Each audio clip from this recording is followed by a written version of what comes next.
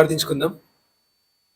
మహోన్నతుడా, మా ప్రియ పరలోకపు కన్న తండ్రి, మరొక ఆదివారాన్ని ప్రభా మాకు దయచేసినందులకై ఈ యొక్క మహిమగల నామానికి స్తోత్రములు తండ్రి, స్తోత్రములు నాయన, స్తోత్రములు ప్రభా. ఈ యొక్క విలువైన సమయంలో ఈ యొక్క విలువైన పరిశుద్ధ గ్రంథాన్ని మేము ధ్యానం చేస్తుండగా మాతో మాట్లాడి ఆత్మీయంగా బలపరచము తండ్రి.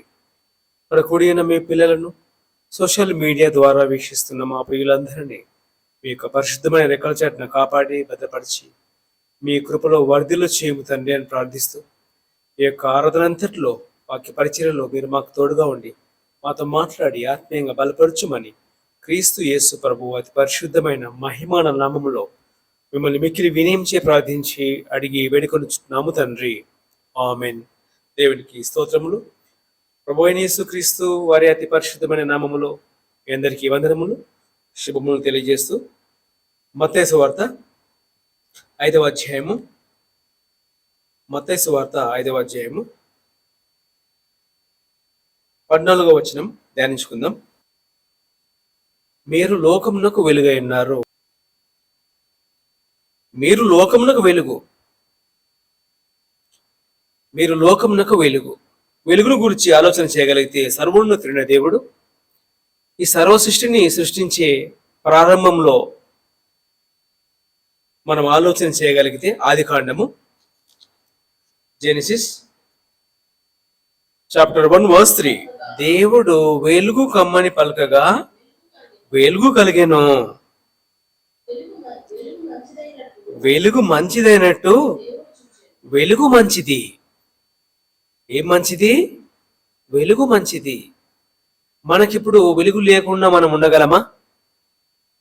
మనం ఇప్పుడు వెలుగు లేకుండా ఉండగలమా? ఒక మంచి ఇల్లు కట్టుకుంటాం, దాంట్లో ఖచ్చితంగా లైటింగ్ ఉండాల్సిందే. ఇల్లు కట్టుకున్న తర్వాత ఈ మధ్యకాలంలో ఫాల్ సీలింగ్ అనేది కామన్ అయిపోయింది. ప్రతి ఇంట్లో ఫాల్ సీలింగ్.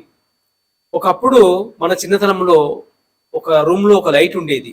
ఇప్పుడు ఒక రూమ్ లో అట్లీస్ట్ 10 లైట్స్ ఉంటున్నాయి.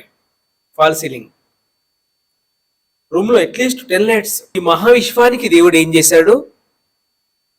వెలుగునిచ్చాడు. వెలుగును ఇల్లు కట్టిన తర్వాత ఇంట్లో లైట్ లేకపోతే ఏమైనా బాగుంటుందా? ఈ మహావిశ్వాన్ని కలుగ చేసిన తర్వాత దేవుడు వెలుగునిచ్చాడు. చీకటిని దేవుడు ఏం చేశాడు?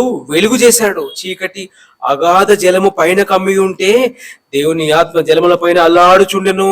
దేవుడు వెలుగు కమ్మని పలకగా వెలుగు కలిగెను. వెలుగు చాలా ఇంపార్టెంట్.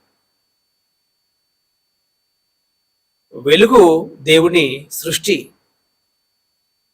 వెలుగు అనేది దేవుని శక్తి. ఆలోచన చేయగలిగితే ఎవరైనా ఈ వెలుగును చేయగలరా? 1880 Thomas Alva Edison light bulb కనిపెట్టే వరకు కూడా మనకు ఏమీ అర్థం కాలేదు. సుమారు 17, 18, 17th, 18th సెంచరీలో విలియం గిల్బర్ట్, బెంజమిన్ ఫ్రాంక్లిన్ వీరందరూ యొక్క లైటింగ్ ని కనిపెట్టేంత వరకు కూడా ప్రపంచానికి లైట్ లేదు, ఎక్సెప్ట్ సన్లైట్. ఇలాంటి లైటింగ్ వ్యవస్థ లేదు. 1880 వరకు Thomas Alva Edison light bulb కనిపెట్టే వరకు మనకు లైట్ లేదు. 17వ శతాబ్దం వరకు లైట్స్ లేవు. ఓన్లీ సన్లైట్ మీద ఆధారపడ్డారు, సూర్యుని శక్తి మీద. మరి సన్నును పెట్టింది ఎవరు? ఆ సన్లైట్ ని చేసింది ఎవరు? దేవుడు. అతడు ఎంత గొప్పవాడై ఉండాలి? లైట్ బల్బు కనిపెట్టింది ఎవరంటే థామస్ అల్వా ఎడిసన్ అంటారు. మరి సూర్యుని చేసింది ఎవరంటే ఎవరు కూడా ఆన్సర్ చేయలేరు. సూర్యుని చేసింది ఎవరు అంటే అదే వచ్చిందండి అంటారు. ఒక ఇంట్లో లైటింగ్ చేయాలంటే మనకు ఎలక్ట్రీషియన్ అవసరం, దానికి ఇంజనీర్ కూడా అవసరమే. కిచెన్లో ఎక్కడ ప్లగ్ ఉండాలి, వాష్రూమ్లో ఎక్కడ స్విచ్ ఉండాలి, కిచెన్లో ఎక్కడెక్కడ ప్లగ్స్ ఉండాలి, ఎక్కడెక్కడ చిమినీ ఉండాలి, ఎక్కడెక్కడ పాయింట్స్ రావాలనేది మనకు ఎంతో ఆలోచన చేస్తే గానీ యొక్క సిస్టమ్ మనకు అర్థం కాదు. మరి మహావిశ్వానికి దేవుడు వెలుగునిచ్చాడు. చీకటి ఉన్న ఈ సృష్టి ప్రారంభంలో దేవుడు వెలుగు కమ్మని పలుకగా వెలుగు కలిగెను, వెలుగు మంచిదన్నట్టు దేవుడు చూచెను. యోబు గ్రంథము 25వ అధ్యాయము 3వ వచనం. ఆయన సేనలను లెక్కింప శక్యమా? ఆయన వెలుగు ఎవరి మీదనైనను ఉదయింపకుండునా? Question mark. ఆయన వెలుగు ఎవరి మీదనైనను ఉదయింపకుండునా? నాకు ఈ వెలుగొద్దు అని ఎవరైనా తప్పించుకుంటారా? నాకు ఈ వెలుగొద్దు అంటారా? సో దేవుని లైటింగ్ ను మనిషి నాడు అనుభవిస్తూ ఉన్నాడు. దీన్ని బట్టి ప్రతి మనిషి దేవుని రెక్కల కష్టాన్ని అనుభవిస్తున్నాడని గ్రహించాలి. దేవుడు లోకమును ఎంతో ప్రేమించెను. దేవుడు ఏం చేశాడు? లోకమును ఎంతో ప్రేమించెను. కనుక ఎవరు కూడా దేవుని ప్రేమను తప్పించుకొనలేరు. ఎలా చెప్పగలము మనము అంటే, ఎవరైనా సూర్యుని వెలుతురు నుండి తప్పించుకొని జీవించే మానవుడు ఉన్నాడా? ఎవరైనా ఈ భూమి మీద సూర్యుడు మాకొద్దు అని సూర్యుడిని బైకాట్ చేసి జీవించే మానవుడు ఉన్నాడా? ఉండడు. మనకు పొద్దున్న లేస్తే సూర్యుడు కావాలి, సాయంత్రం వరకు సూర్యుడు కావాలి. మనకే కాదు, ప్రపంచానికి కావాలి.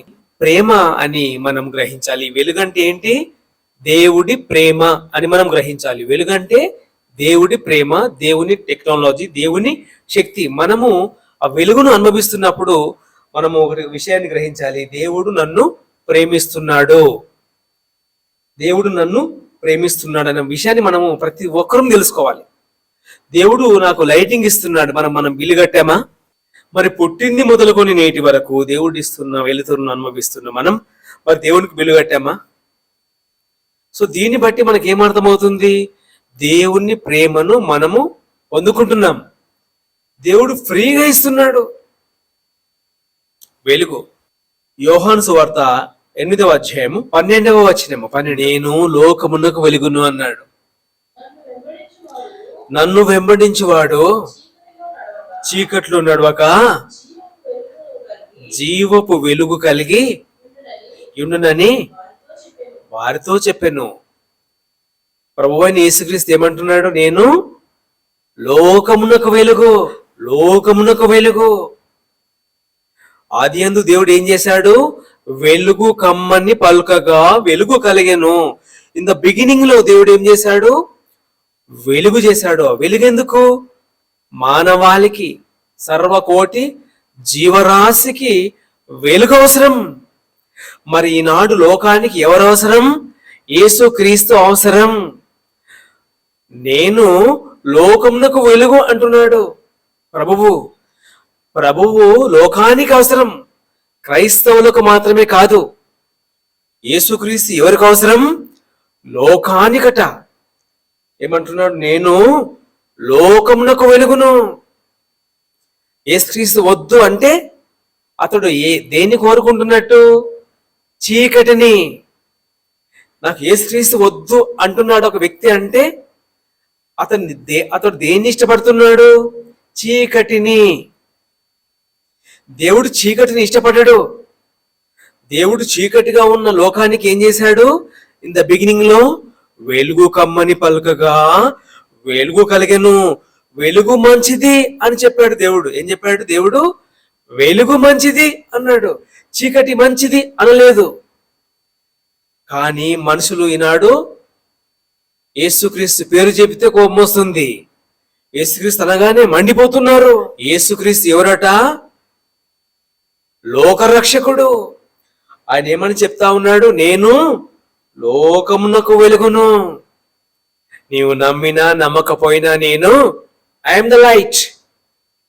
వెలుతురును ఎవరైనా చీకటి అనలేరు. ఆయన వెలుతురు, ఆయన వెలుతురు.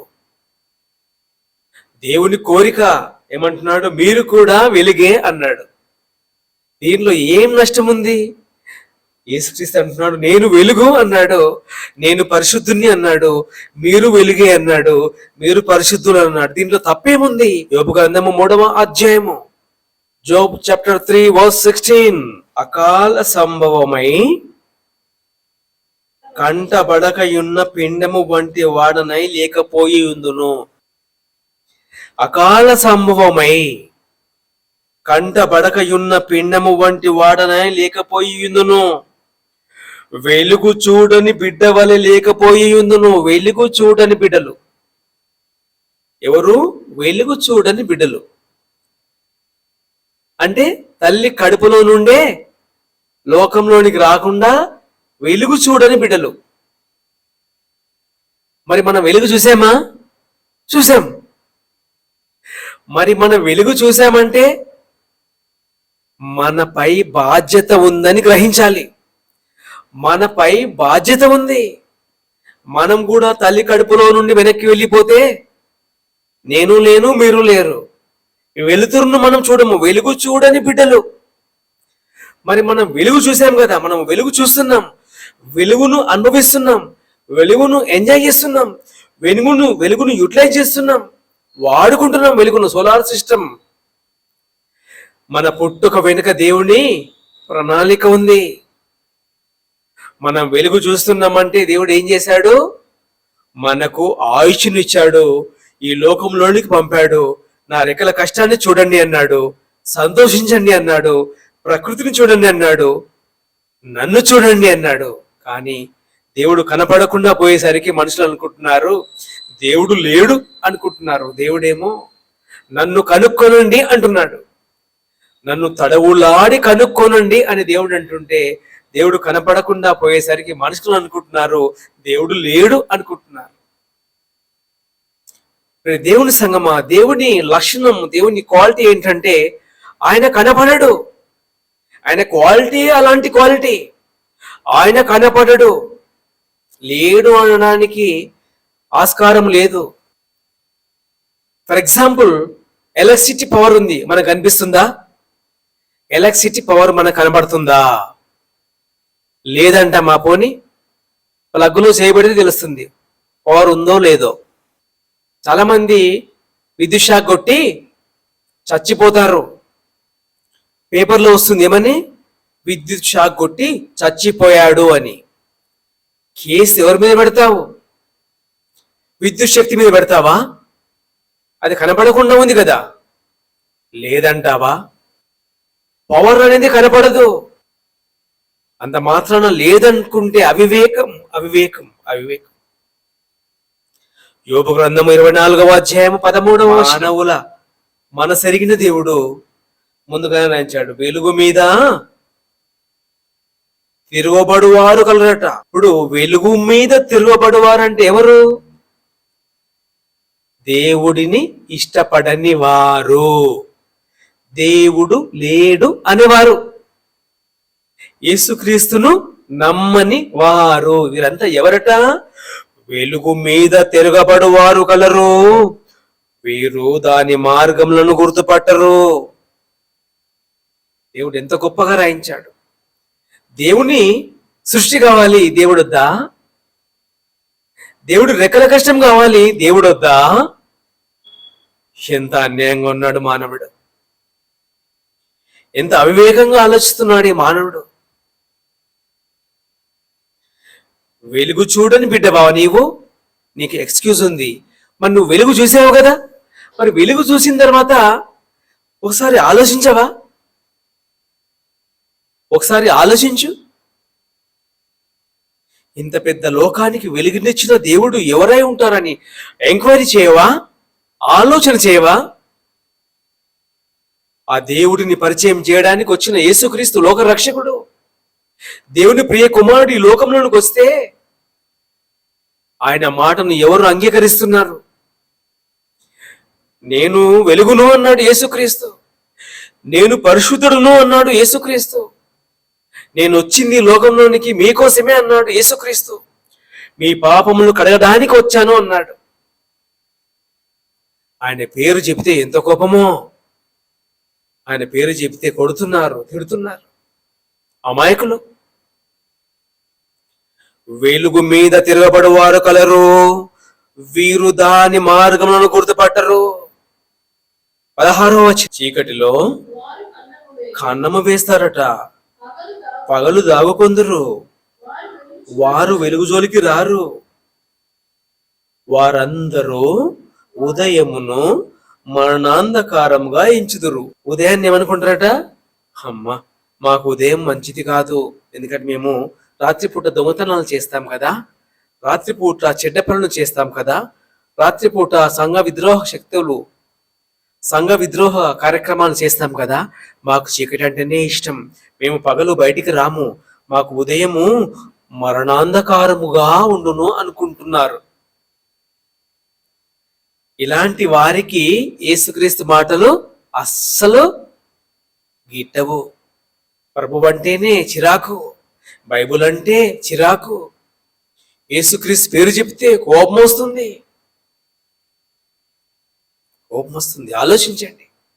ఒక్కసారి యేసుక్రీస్తు వైపు చూస్తే అతనిలోని ప్రేమ, అతనిలోని క్షమ, అతనిలోని దయ, అతనిలోని త్యాగం ఒక్కసారి నీ మనోనేత్రంలో ఒక్కసారి ఓపెన్ చేసి చూడగలిగితే, దేవుని ప్రియ బిడ్డలారా, ఒక్కసారి యేసు వైపు చూడు. అతడు నిన్ను క్షమిస్తాడు. అతడు మనల్ని క్షమించాడు. ఎంత పాపిడైనను ఆయన చేర్చుకునే కెపాసిటీ ఆయనకే ఉంది, ఎవ్వరికి లేదు. ఆయన వెలుగు, నిన్ను కూడా వెలుగు అంటున్నాడు. మరి వెలుగుతావా? చీకట్లోనే ఉంటావా? మత్తయి సువార్త 5వ అధ్యాయము 14వ వచనం. మీరందరు ఎవరు? ఇంత మంచి మాట ఎవరైనా చెబుతారా? మీరు ఎవరట? లోకమునకు వెలుగు. యేసుక్రీస్తు ఏమన్నాడు? నేను లోకమునకు వెలుగు. సో యేసుక్రీస్తు అంత గొప్పగా నిన్ను పిలుస్తూ ఉంటే, దేవుని ప్రియ బిడ్డ, ఎందుకు నీ కోపం వస్తుంది? యేసుక్రీస్తు అంటే అంత కోపమా? నిన్నేమన్నాడు? నీవు వెలుగు అన్నాడు. దీంట్లో నష్టం నీకేముంది? అంటే నీకు చీకటి అంటే నీ ఇష్టమా? నీకు వెలుగొద్దా? వెలుగు మీద తిరగబడతావా? వెలుగు ఎప్పటికీ వెలుగే. మన బ్రతుకులు చీకటిగా ఉంటే నష్టపోతామని దేవుడు వెలుగు చేశాడు. ఈ లోకంలో వెలుగు. అజ్ఞానంతో కొట్టుకొని పాతాళ లోకం వైపు పరిగెడుతుంటే క్రీస్తు యేసుని లోకంలోనికి పంపి అనేక అద్భుతమైన ఉపదేశములు చేసిన దేవుడికి నీవు స్తోత్రాలు చెప్పవా? ఆలోచన చేయండి దేవుని ప్రియ సంగమా. 1 యోహాను పత్రిక 1వ అధ్యాయము 7వ వచనం. ఆయన వెలుగులోనున్న ప్రకారము. యేసుక్రీస్తు ఎక్కడున్నాడు? ఆయన వెలుగులో ఉన్న ప్రకారము. దేవుడు ఏమని రాయించాడు? మీరు లోకమునకు వెలుగు. క్రీస్తు యేసు ఏమన్నాడు? నేను లోకమునకు వెలుగు. ప్రభు ఏమంటున్నాడు? మీరు కూడా లోకానికి వెలుగే. అయితే ఆయన వెలుగులోనున్న ప్రకారము మనమును వెలుగులో నడిచిన ఎడలా మనము అన్యోన్య సహవాసము గలవారమై ఇందుము. అప్పుడు ఎంత లాభం? ఆయన కుమారుడైన యేసు రక్తము ప్రతి పాపము నుండి మనలను పవిత్రులుగా చేయును. మనము వెలుగులో నడిస్తే, క్రీస్తుకు దగ్గరగా నడిస్తే, క్రీస్తు మాటలు వింటే ఏం లాభం? మన పాపాలన్నీ తీసివేస్తాడు అంటున్నాడు. మనలను పవిత్రులుగా చేస్తాను అంటున్నాడు. ఇంత మంచి ఆపర్చునిటీని ఎలా వదులుకుంటారు? యేసేమంటున్నాడు? నేను ఏం చేస్తాను? పవిత్రుడిగా చేస్తాను, పవిత్రురాలిగా చేస్తాను అంటున్నాడు. నేను వెలుగును, నాతో పాటు నడవండి.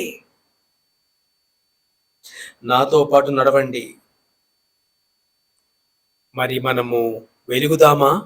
క్రీస్తు యేసు అన్నాడు కదా, మీరు లోకమునకు వెలుగు అని. అంటే మరి వెలుగుదామా? వెలుగకుండా ఉందామా? వెలుగు నీడలోనికి వస్తామా? చీకట్లోనే ఉందామా?